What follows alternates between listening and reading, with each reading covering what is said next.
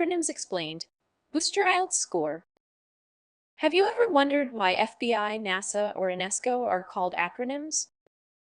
Today, we're exploring the word acronym, an essential term for IELTS learners aiming for a band score of 6.5 and above. Word type.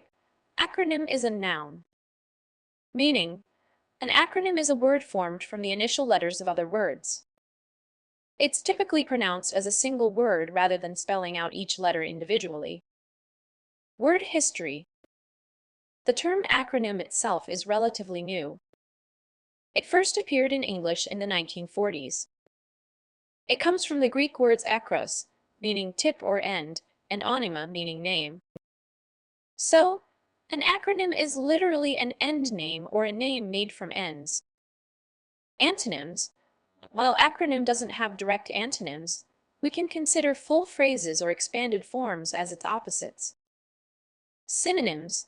Some synonyms for acronym include initialism, although this specifically refers to abbreviations pronounced as individual letters like BDC. Another related term is alphabetism.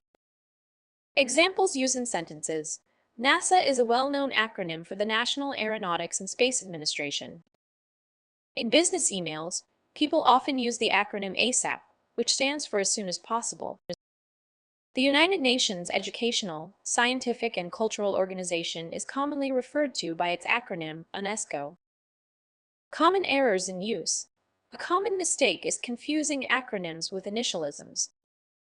Remember, acronyms are pronounced as words, like NASA or UNESCO. Initialisms are spelled out letter by letter, like FBI or BBC.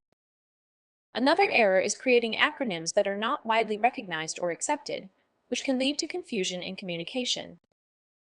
Understanding and using acronyms correctly can boost your IELTS score, particularly in the reading and listening sections where you might encounter various abbreviations. It's also useful in the writing and speaking parts, allowing you to discuss complex organizations or concepts more efficiently.